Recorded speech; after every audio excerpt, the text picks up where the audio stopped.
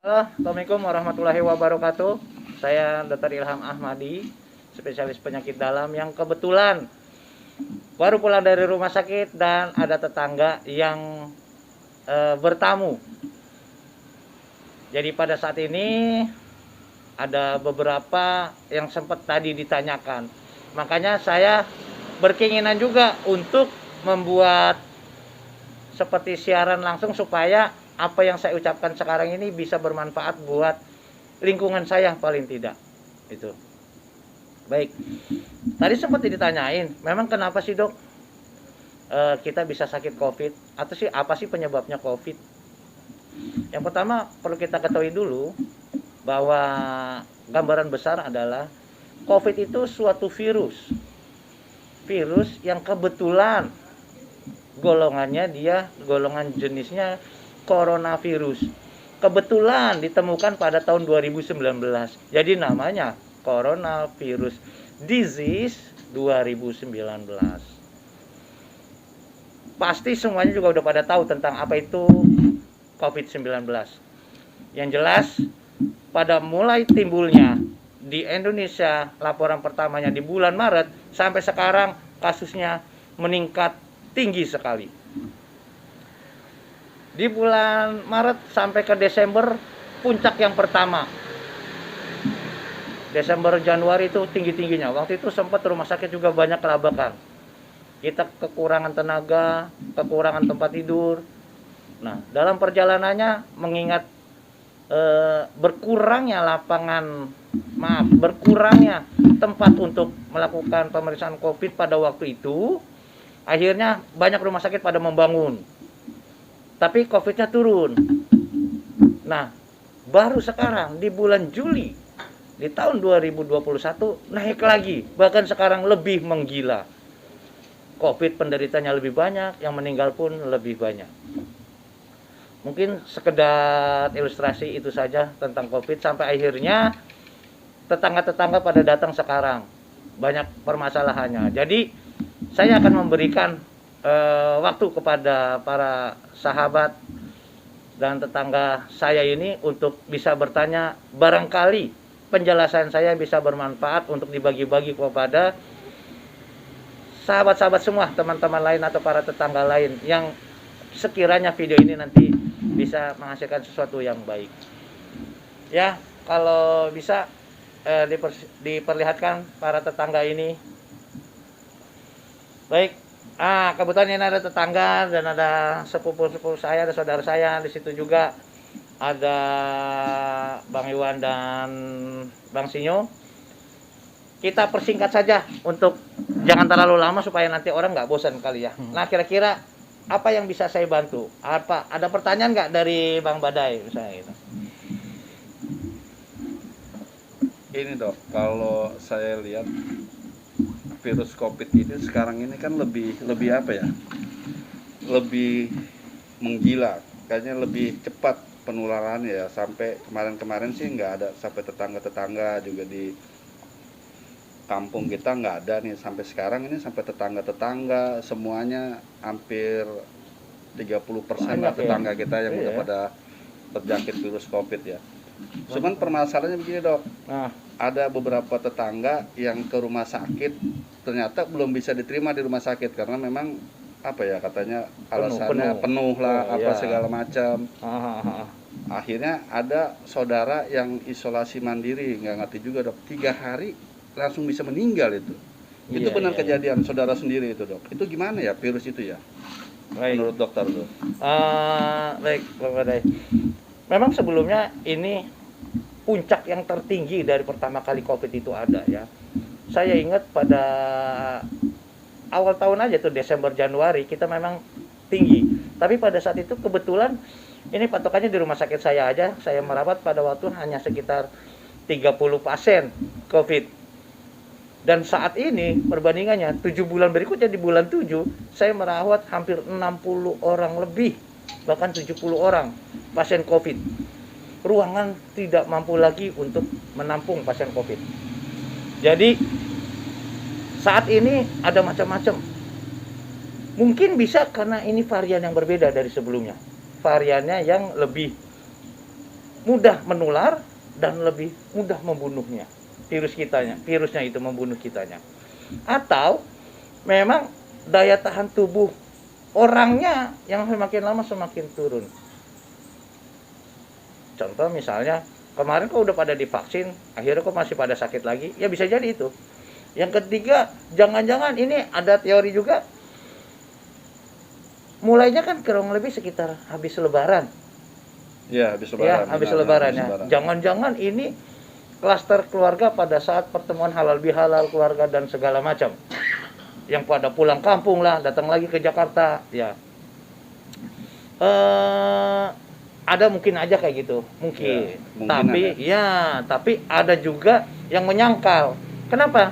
Kalau misalnya virus itu yang dari sebelum lebaran ke bawah keluar, akhirnya di sana pada menyebar, di sana balik lagi ke sini, ke Jakarta, makin melebar kepada seluruh, kok beda sifatnya.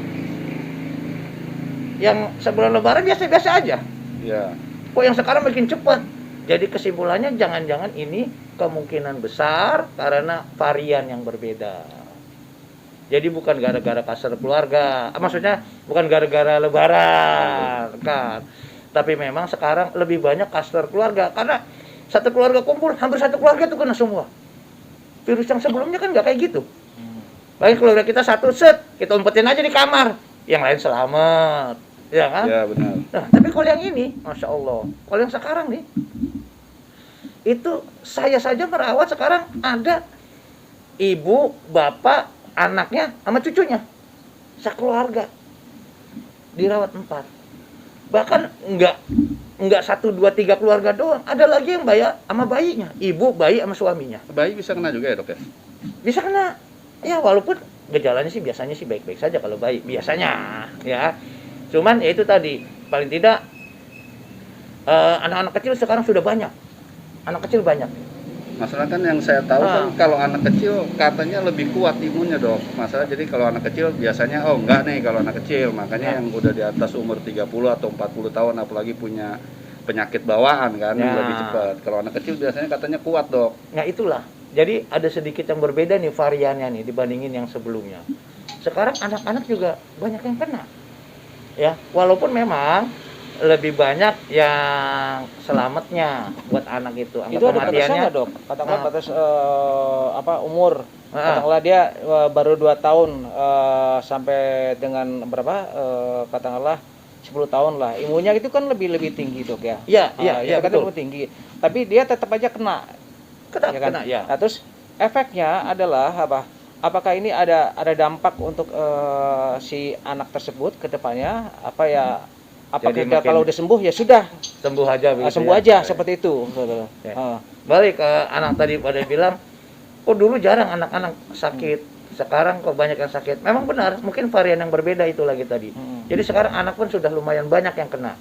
Tapi alhamdulillah anak lebih sedikit yang yang meninggal dibandingin orang dewasa yang sakit. Jadi kalau orang dewasa yang sakit lebih banyak yang meninggal dibandingin kalau anak yang sakit.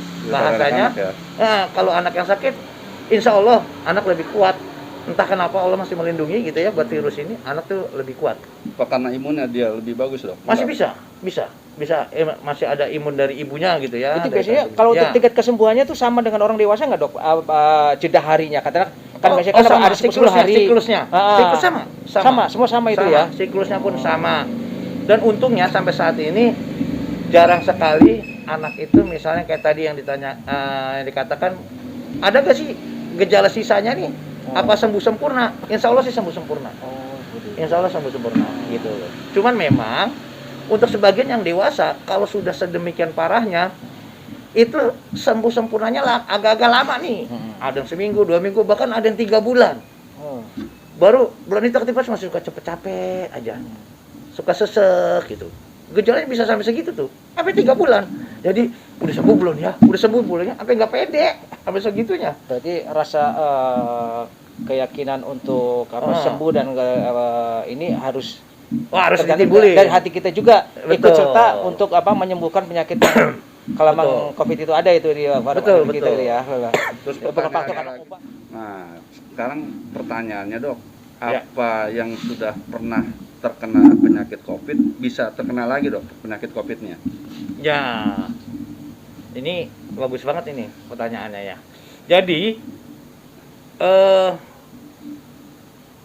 ternyata dalam perjalanannya kita kan melaksanakan vaksin tuh ya.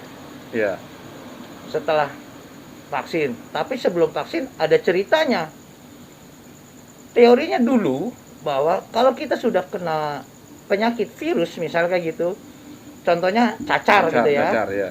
Kita kalau udah kena virus cacar, kita kuat itu seumur hidup. Setelah itu, gitu. udah nggak cuma sekali aja teorinya. Terus misalnya kita kena virus yang lain lagi, meningitis misalnya. Ya, berkirakan kalau sudah terkena ya cuma sekali, cuma resikonya kalau meningitis bisa meninggal. Habis cacar, terus kita punya demam berdarah.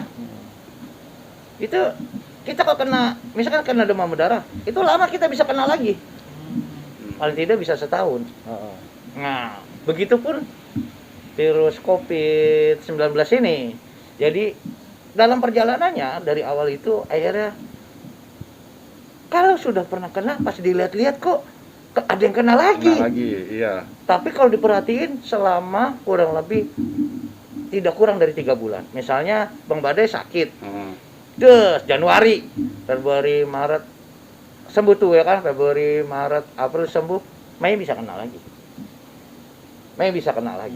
Ada yang kena lagi. Jadi rata-rata yang paling cepat itu kena laginya 3 bulan setelah infeksi pertama. Baru dia sakit. Ada lagi yang udah setahun kena lagi. Ya, jadi paling cepat 3 bulan. Makanya kalau kita vaksin, dulu teorinya yang udah pernah sakit nggak usah divaksin. Iya. Ya kan? Karena udah kuat. Iya, karena udah timbul daya imunologinya, udah kuat ya, imunitasnya udah kuat. Ternyata, oh, ini ada yang sakit nih. Setelah udah sakit, kok sakit lagi? Yang paling cepat 3 bulan. Ya udah. Jadi sekarang kalau udah pernah sakit pun tetap bisa divaksin setelah 3 bulan sakitnya. Setelah sembuh ya. Setelah sembuh 3 bulan baru boleh divaksin. Ya, gitu. Nah, pertanyaannya lagi nih dok, ada orang di sekeliling, yang nggak sih sekeliling sih, banyak lah orang di lingkungan kita yang nggak percaya akan vaksin COVID ini kan. Ada yang bilang nanti kalau COVID, habis apa disuntik COVID nih, habis divaksin, tiba-tiba nggak lama meninggal. Gosipnya nih kan, meninggal. Kalau saya sih emang belum.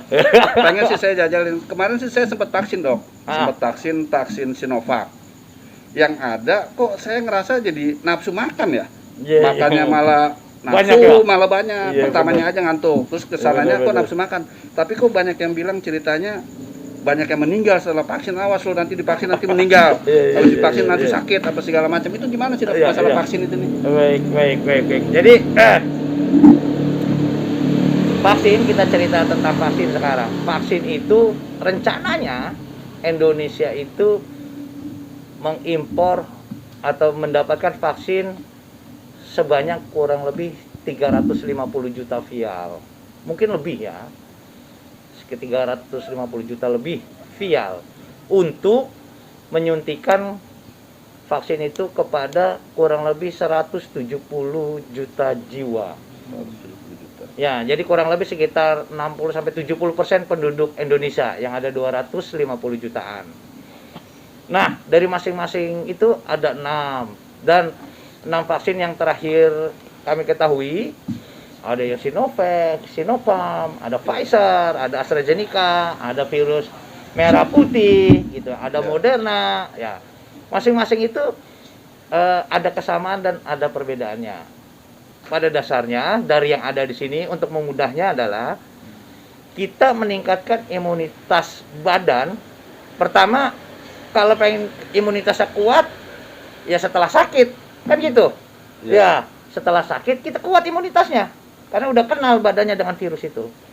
Nah, yang kedua, kalau kita belum pernah sakit supaya kenal ya dimasukin virusnya. Cuman virus yang lemah. Jadi vaksin itu masukin virus. Gitu.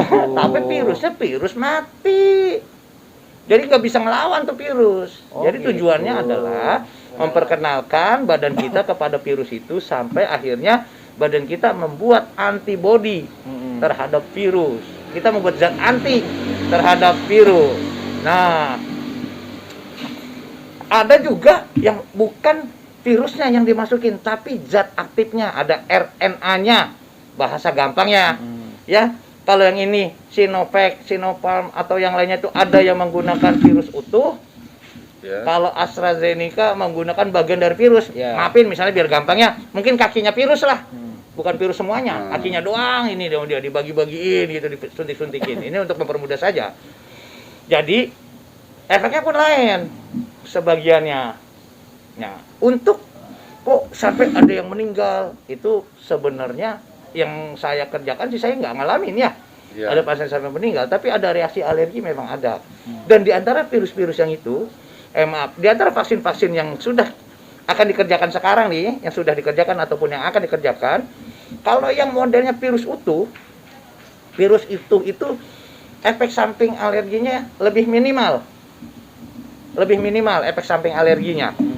Ya, bahkan sampai menyebabkan kematian pun hampir minimal lah, hampir. Tapi kecil benar ada sekali. kematian itu dok setelah divaksin? Kalau laporannya sih tetap ada, tapi 1 dari sekian juta. Ya, artinya boleh dianggap jarang. Nah, kalau itu yang digunakan virus utuh yang dimasukin ke dalam badan kita. Ya. Misalnya Sinovac misalnya itu ya. Nah, cuma kelemahannya dia punya untuk cakupan melindunginya tidak sebagus yang kakinya virus doang atau kupingnya virus doang. RNA-nya virus maksudnya saya. Ya. Enggak seperti itu. Misalnya kalau yang kakinya doang itu paling sekitar 80-90% saja Iya. yang tercakup. Dari 100 orang yang udah divaksin, ini ada nih sekitar 10 atau 20 orang yang masih sakit lagi. Nah, Masih ada nih kalau pakai yang virusnya utuh. Dok, Ya. akan sangat berhati-hati tadi kalau ngikutin apa yang tadi disampaikan oleh dokter. Ini berkaitan apa? Orang yang sudah kena COVID dengan orang yang divaksin, ya kan? Kalau orang yang kena kan tadi bilang kata dokter kan apa itu imunnya apa Nambah. tinggi ya, tinggi, lah. Dibandingkan mungkin nggak tahu lah apa perbandingan dengan orang yang divaksin. Mungkin orang jangan sampai orang berpikiran lah, gue bener kena lah, daripada gue disuntik. Iya, Nah, ini harus bisa disampaikan ke masyarakat ini ya kan. Baik. Jangan sampai orang memilih, gue lebih baik kena lah, malah gue divaksin. Imunnya lebih tinggi gue, ya kan? kalau udah kena ya. Kalau udah kena daripada gue divaksin. Karena mati. Iya. Nah, itu harus bisa disampaikan ke masyarakat, Dok. Baik. Nah, pertanyaan kedua, Dok. Satu lagi. Ini apa?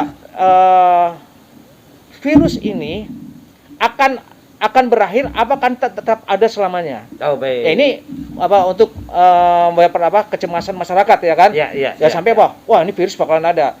Nah, nanti kan kalau virus ini akan tetap akan ada semakin lama semakin ke depan sini berarti virus itu akan menyatu dengan masyarakat seperti penyakit cacar misalnya. flu biasa, influenza. Apakah kedepannya akan seperti itu ya kan? Ya, tingkat kecemasannya akan semakin berkurang ya kan? Dibandingkan sekarang kan COVID pikirannya udah meninggal gimana Nah, ini yang harus bisa disampaikan masyarakat kesadaran tentang COVID. Itu dong. Vaksinnya ya. Ya. Baik. Saya kembali lagi untuk sebentar. Jadi kalau yang virus utuh yang dimasukin kayak Sinovac dan yang lainnya yang virus utuh itu daya cakupannya dari 100 orang yang divaksin masih ada sekitar 10 atau 20 orang yang sakit lagi. Kalau yang cuman kakinya doang atau kupingnya doang itu apabila disuntikin 100 orang itu lebih banyak. Bisa 90% lebih. Dari 100 orang yang sembuh tuh bisa mencapai 95. Ya 90 sampai 95 itu sembuh semuanya. Nggak sakit lagi. Paling hanya sekitar 5 sampai 10 orang saja yang sakit setelah divaksin. Yang penuh apa yang kakinya doang? Yang kakinya doang. Yang kakinya doang. Ya misalnya nih ya, yang kakinya doang, RNA-nya doang misalnya kayak gitu ya. Nah itu dia bisa banyak, cuma alerginya lebih banyak pada saat disuntikin. Oh gitu. Iya. Ya, yang habis disuntik demam itu tuh pada ketakutan itu dok. Benar, itu ada yang demam, ada yang coba ada laporan sampai meninggal padahal sih enggak ya. Tapi lebih banyak kejadian alerginya dibandingin yang virus itu. Iya. Ada juga tuh yang bilang habis divaksin malah kena COVID nih jadi positif. Nah, itu itu tuh dok. Iya. Jadi banyak yang pada takut. Banyak nih pada sama takut ya. vaksin. Nanti kita ke situ. Tapi melanjuti tadi, setelah sudah sekian kita sudah paham bahwa vaksin itu ternyata yang cakupannya lebih luas, tapi efek alerginya lebih banyak, ya, efek sampingnya lebih banyak nih. Cuman kan pemerintah memang sudah ada program yang memang harus vaksin ini sudah habis, sekarang tinggal vaksin yang ini. Ya udah mau bilang apa? Itu pun pemerintah udah pusing. Maksudnya pusing, kasihan juga mikirinnya. Mau bagaimana? Mau cakupannya luas, banyak alerginya, banyak efek sampingnya, atau cakupannya rendah? Resikonya kan cakupannya rendah, banyak yang sakit lagi. Nah, gitu ya. Ya udah, akhirnya ya sudahlah. Apapun yang dipilih, memang itu mudah-mudahan sih itu semuanya baik buat kita, gitu. Nah, jadi obat lah ya dok ya. Ya, kita tinggal berlapang dada aja, gitu. Nah, kembali pertanyaannya. Jadi kalau sakit sama divaksin sama dong dok, itunya daya tahannya beda. Jadi kalau sakit semakin parah dia sakitnya dan selamat. Saya ulangin. Ada yang sakitnya parah sampai ke ICU, sampai segala udah segala macam obat-obatan yang dimasukin, akhirnya alhamdulillah dia selamat. Itu daya tahan tubuhnya kuat, tinggi sekali, lebih tinggi dibandingin orang yang divaksin. Tapi kalau yang sakitnya, saya pernah sakit tuh kemarin, cuman ya biasa aja, batuk pilek demam meriang sebentar gitu. Nah itu tidak, makanya yang sering sakit lagi adalah yang sakitnya tidak itu, dia tidak parah. Yang parah tapi alhamdulillah selamat dan daya tahan tubuhnya lebih tinggi. Itu hebatnya. Ya, tapi kan nggak semuanya selamat. Ya, resikonya tanggung. Dikit lagi meninggal ini mah gitu kan. Nah, akhirnya kalau yang sakitnya cuman sedikit atau cuman gejalanya ringan sama sedang saja, ya itulah yang banyak kambuh lagi. Jadi lebih baik divaksin. Kenapa? Karena kalau divaksin sudah berdasarkan penelitian kadar imunoglobulin G-nya itu cukup tinggi gitu loh. Ya insya Allah kalau udah divaksin paling tidak selama di kategori penelitian untuk beberapa bulan ke depan insya Allah nggak sakit. Makanya kenapa mesti sampai 2 kali vaksin. Bahkan sekarang lagi dicoba, jangan-jangan vaksin kita cuma 3 bulan doang.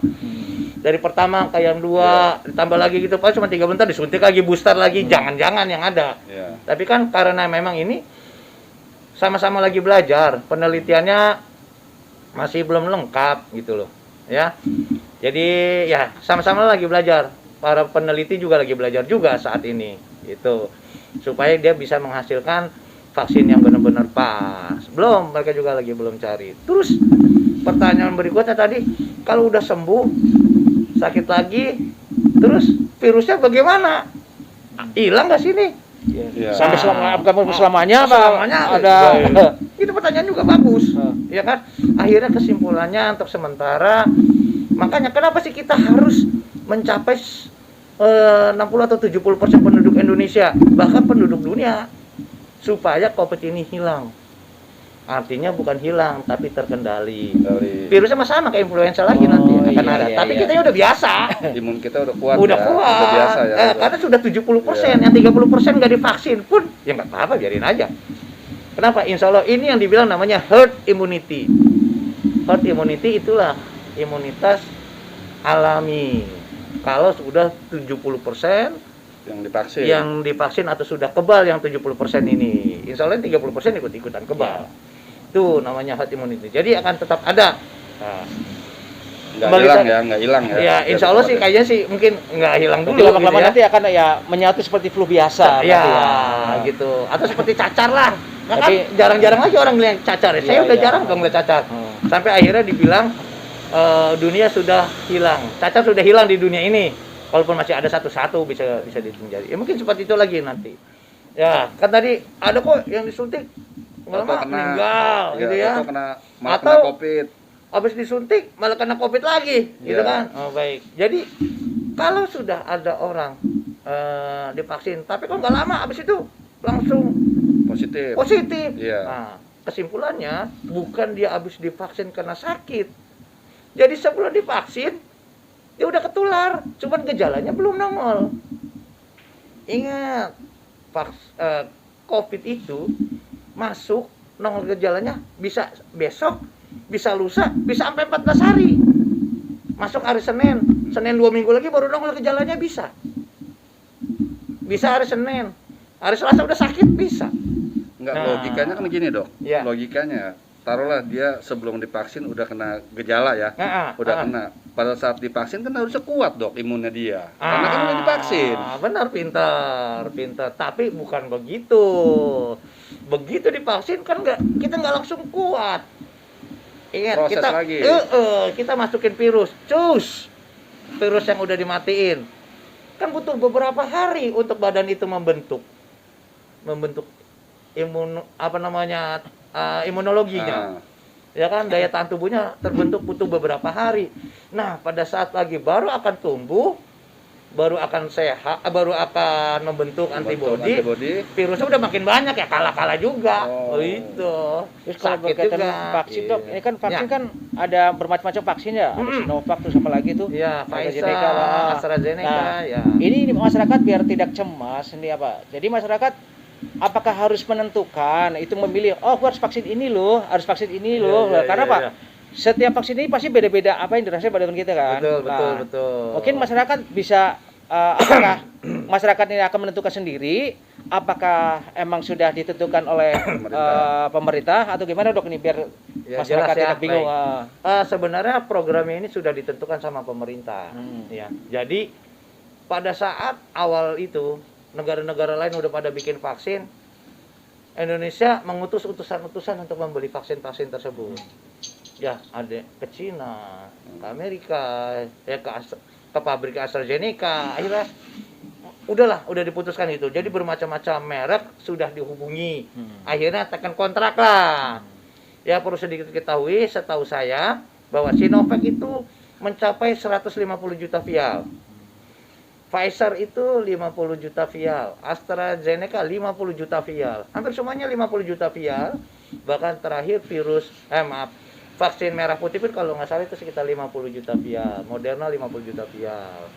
Nah, karena sudah dikomitmenkan seperti itu, ini kan udah perjanjian ya. Jadi nanti itu datanya sesuai dengan termin. Misal, yang pertama itu Sinovac, karena perjanjiannya Sinovac kan duluan datang. Berikutnya dari AstraZeneca ya sekarang. Ya di AstraZeneca yang datang. Nanti itu begitu sudah habis ya sudah. Kita tidak bisa memilih. Karena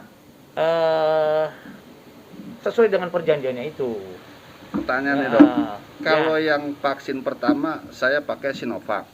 Ternyata pas vaksin kedua Sinovac udah habis nih. Diganti vaksin yang lain. Vaksin lain. Gimana tuh dok? Iya. Bermasalah nggak di badan kita gini? Baik, karena sebenarnya kalau sudah divaksin sekali dengan Sinovac, ya tetap yang keduanya udah disiapkan vaksinnya. Makanya sudah terjadwal tanggalnya, ya kan? Sudah terjadwal tanggalnya, berarti udah disiapin. Gitu. Terus kalau misalnya kita pakai vaksin Sinovac, nanti besoknya lagi pakai vaksin AstraZeneca, gimana efeknya? Mungkin akan diteliti. Saya juga belum berani bilang, ya, karena disarankan sekarang masih tetap satu itu, ya. Cuman ada beberapa penelitian yang saya belum berani bilang itu suatu kebenaran, tapi baru anggaplah suatu gosip. Katanya kalau vaksinnya ini yang pertama vaksin A, yang berikutnya vaksin B, katanya efeknya lebih bagus daripada A semuanya atau B semuanya, katanya. Di mix Katanya. Tapi sekali lagi, saya takutnya salah ngomong itu karena memang belum resmi, ya kan. Jadi lebih baik anggap aja lah, pokoknya yang paling baik ya sama vaksinnya, dan pemerintah sudah mempersiapkan itu memang tetap sama gitu. Tapi kalau jenis vaksin pasti sama-sama bagus ya dok ya? Harusnya sama-sama bagus. Karena infonya kan ada vaksin merek A lebih mahal, yang B lebih murah, yang ini lebih murah, kayak gitu kan, ada yang kayak gitu. Ya, masalahnya kan kalau kembali soal harga, kita kan terbentur dengan si pedagangnya. Ada yang menganggap ini saya mau jual harga segini karena nilai dulu saya produksinya sampai segini. Ya gimana kita nawarnya aja. Nah kebetulan kita nawarnya kemarin dapatnya segitu. Jadi bukan berarti kalau ini lebih mahal ini lebih bagus. Ya enggak juga menurut saya. Psikologinya kan gitu dok. Kalau lebih mahal biasanya lebih bagus. Iya, secara psikologinya. Cuman kan kebetulan kita lagi ada di zaman yang rada-rada susah kita mengatur atau memilih. Kita jangan-jangan memang perjanjiannya jangan-jangan. Perjanjiannya memang ya udah Indonesia cuma kebagian 50 juta. Yang ini buat negara lain. Jangan-jangan begitu juga. Dengan harga segini kalau sebenarnya vaksin itu ya semua sama untuk menanggulangi COVID. COVID. Ya, Tujuannya itu aja. seperti itu ya. Yang paling baik ngambil positifnya itu aja deh. Dok, mau nanya nih. Siap, Bang Ini Sinyo. berkaitan dengan vaksin nih. Hmm. Kan udah 2 kali vaksin nih. Nah, Pertama bulan April, kedua bulan Mei. ya. Bulan Juni saya donor. Ya. Nah, di bulan Juli ini badan saya udah mulai imunnya agak turun bagaimana? Nah, taunya gimana tuh imunnya turun? Meriang maksudnya? Iya, Oh. biasa lah dok. Kayak Ya. istilahnya Kehujanan kali. Iya, bener. Apa? Ya saya nggak mau kambing hitamin vaksin sih. Iya. Baca juga. Itu gimana, Jadi Dok? kalau sudah divaksin, bagaimana saya boleh donor gak? Selama tidak ada batasan untuk donor, misal punya HIV, punya apa ya nggak apa-apa, Apa ya dok ya? nggak apa-apa, gitu kan. Donor tuh nanti kan dites tuh HIV-nya, hepatitis B, hepatitis C, gitu ya. Atau kondisi HB-nya cukup, ya silakan donor. Kalau itu nggak boleh, ya mungkin jangan dulu. Tapi kalau masalah sakit, meriang panas dingin, nanti berikutnya udah hilang lagi, ya boleh donor. Boleh. Jadi insya Allah nggak kenapa-napa. Sehat itu Bang Sinyo, nggak apa-apa. Makasih dok. Siap. Lanjut. Nih pertanyaan saya yang terakhir dok. Ya. Menurut dokter, antisipasi apa sih buat Masyarakat ya. masyarakat nih, buat kita nih supaya nggak terlalu gampang terkena virus? Misalkan untuk di rumah kita harus kayak gimana, di lingkungan kerja kita harus gimana, Ya, itu loh dok. Adaptasinya. Antisipasinya Baik. agak-agak susah lah virus masuknya lah, Iya. karena ini lebih ganas nih kayaknya nih virusnya. Baik. Sebenarnya kunci dari itu tetap 3M. Menjaga jarak, memakai masker, dan saya jadi lupa, mencuci tangan. Mencuci tangan. Ya. Memakai masker, menjaga jarak, dan mencuci tangan. Itu 3M itu tetap harus dikerjakan. Iya. Cuma karena ceritanya sekarang lebih ganas, lebih cepat menyebarnya, ya udah mencuci tangannya jadi lebih sering. Ditingkatkan ya berarti itu. Iya, 3M-nya itu. menjaga jarak semakin dikuatin, bener-bener harus cukup paling nggak 1,5 meter. Ya, 1,5 meter, bahkan bisa lebih jauh boleh. Terus cuci tangan, menjaga jarak, memakai masker. Masker jadi bila perlu sampai 2 tuh kayak pada itu ya. Bila perlu udah pakai 2. Itu. Kenapa? Ya itu tadi karena virusnya lebih banyak. Lebih kuat, yang tertular lebih banyak, yang meninggal juga lebih banyak. Jadi kita ditingkatkan 3M-nya. Terus sesuai dengan programnya pemerintah nih sekarang. Kan lagi PSBB Jawa Bali. Iya. Ya. PMK. PPMK Jawa Bali. Menurut saya itu sangat baik. Kenapa? Ya kita mengalah dulu sebentar, barang sekitar 2 minggu untuk mencapai penurunan COVID. PPKM ya, bukan PPMK ya. PPKM, maaf, diulangi lagi. PPKM Jawa Bali ini cuma 2 minggu, harapannya sih semua orang ikut berpartisipasi. Ya, kan udah ada syarat-syaratnya. Paling kalau mau ya apotik, rumah sakit, kepolisian atau yang sifatnya sosial itu tetap boleh jalan. Berdagang juga mungkin boleh, tapi yang tertentu saja. Yang sifatnya esensial, yang enggak esensial ya jangan udah tutup saja. Ikutin aja program pemerintah ini karena tujuannya baik. Ya supaya kita akhirnya terhindar nih. Belum lama tadi Bang Badai baru kemarin 3 hari sakit atau udah meninggal. Dan gak cuma 1, ada banyak. Tangga kita di sini juga banyak ya. Bapak ya. Ya mungkin itu bisa jadi pelajaran buat kita untuk menahan diri, untuk lebih meningkatkan 3M-nya. Ya. Gitu. Paling gitu doang paling Bang Badai. Ya. Oke, terima kasih. Baik. Oke, Dok, mungkin di pertanyaan terakhir juga. Ini katakanlah di keluarga satu keluarga itu terkena semuanya, ya kan? Dan ini nggak mungkin nih, Pak, nggak mungkin katakanlah rumah sakit Lagi penuh nah. sudah full. Iya. Akhirnya kan mau tidak mau kan ngambil tindakan kita isolasi mandiri. Iya.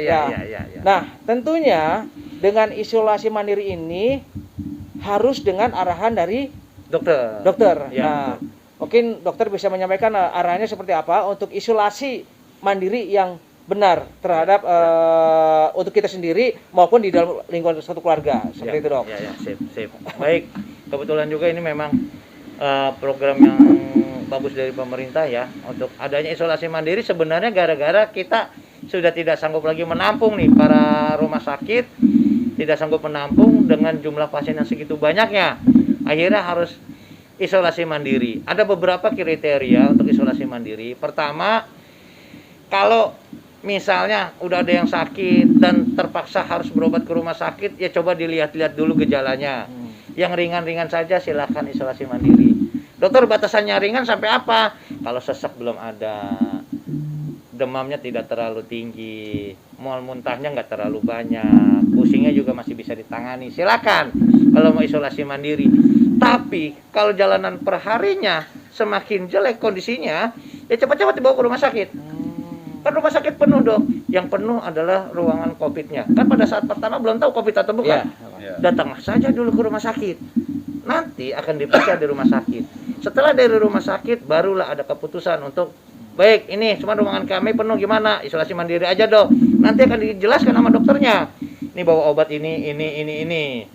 Ya, nanti dapat pulang, nah silakan isolasi mandiri. Nanti kalau obatnya habis, harusnya program pemerintah adalah yang sebenarnya apabila orang isolasi mandiri adalah dilapor ke RT, ke RW, ke kelurahan, kan ada itunya.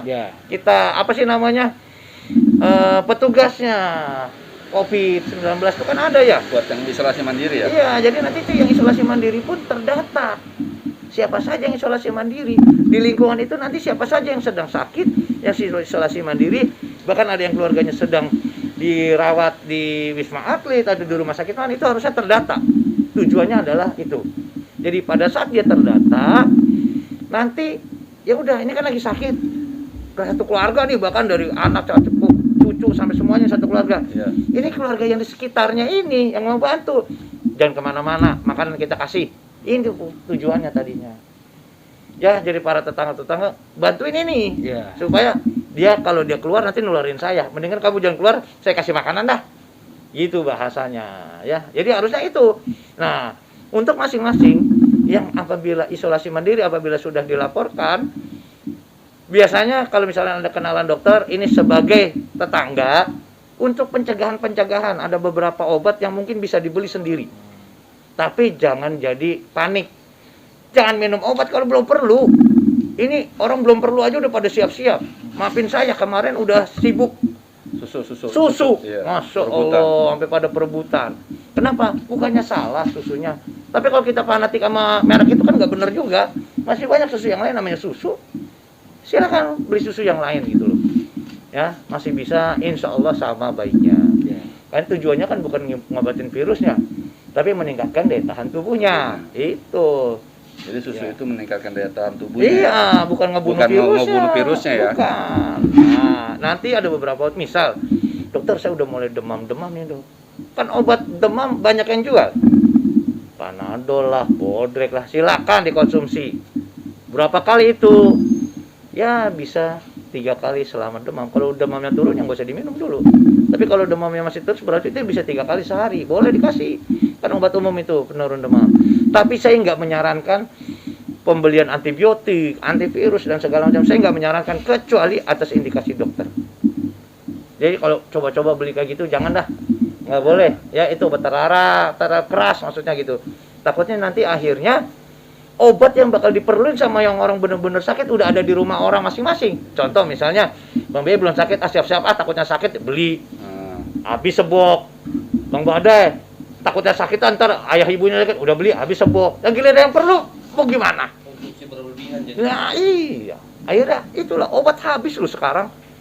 Bukan hanya untuk dipakai, tapi untuk yang baru cadangan. Buat simpen ya. Iya, atau jangan baru gejala ringan udah minum antivirus, ntar dulu. Kan belum ketahuan juga. Kadang-kadang orang isolasi mandiri aja. Diperiksa, belum, anggap aja COVID. Ya begitu. Iya, jadi malas banget periksa. Akhirnya salah menggunakannya. Padahal dia sebenarnya influenza biasa, yang namanya perubahan cuaca. Tapi dia minum obat virus yang harusnya bisa bermanfaat buat yang lain yang benar-benar sakit. Itu maksudnya saya. Paling gitu aja, Mama. Obat penurun panas boleh, obat batuk kan banyak tuh obat batuk yang bisa dibeli, OBH misalnya, silakan boleh kok. Ya jadi apa yang diketahui, nah boleh kan pakai obat merek lain misalnya dari Cina, saya nggak tahu kalau gitu, saya nggak belajar. Ya kalau menurutnya baik ya silakan saja, tapi yang paling baik adalah kenali dulu obat yang akan diminum, jangan sembarangan minum. Ya mau obat dari Cina, dari Taiwan, mau dari Jepang, mau dari Korea, mau dari Amerika. Kalau nggak paham ya jangan main asal makan aja. Ditanya dulu kebenarannya. Nggak salah ya. Ya ngerinya nggak disalah. Yang tadinya pengen sehat malah jadi bukan sehat. Paling itu udah. Ya, jadi mudah-mudahan sih cukup nih, Bang BI, Ya. Bang Badai Ya. ya. Mudah-mudahan cukup malam ini. Nanti bincang-bincangnya bisa kita lanjutin lagi kapan-kapan.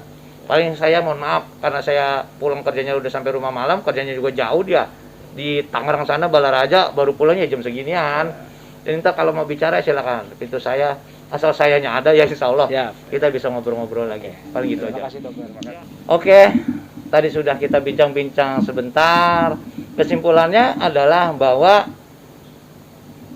COVID itu memang suatu penyakit yang saat ini mungkin bisa mencekam, tapi bukan suatu penyakit yang harus ditakuti, tapi juga nggak boleh disebarangin, gitu ya. Jangan gara-gara saking takutnya kita nggak kemana-mana. Ya, yang harusnya kita bisa melakukan sesuatu malah enggak. Kadang-kadang tindakannya malah berlebihan, saking takutnya malah kita beli obat kebanyakan. Hal-hal yang nggak penting jadi dibeliin, yang harusnya bisa penting buat orang lain malah diambil sama kita di rumah. Itu. Jadi kita jangan sombong terhadap penyakit COVID bahwa kita nggak bakalan sakit, jangan. Jangan juga kita jauhin ketakutan juga enggak. Jadi proporsional saja. Ini memang penyakit yang bisa menular, tapi selama kita menjaga imunitas, kita sudah berikhtiar. Apabila masih tetap sakit, memang Allah yang punya kuasa. Jadi jangan dilupakan itunya. Kita nggak boleh sombong, kita juga nggak boleh terlalu menjauh atau mencintai sama COVID gitu ya. Ya prinsipnya itu saja, dan kembali nanti kalau kita nanti ada waktu lagi untuk berbincang-bincang, silakan nanti kita ngobrol-ngobrol lagi buat Bang Bai, Bang Badai. Sampai ketemu lagi buat teman-teman juga semuanya. Wassalamualaikum warahmatullahi wabarakatuh. Waalaikumsalam.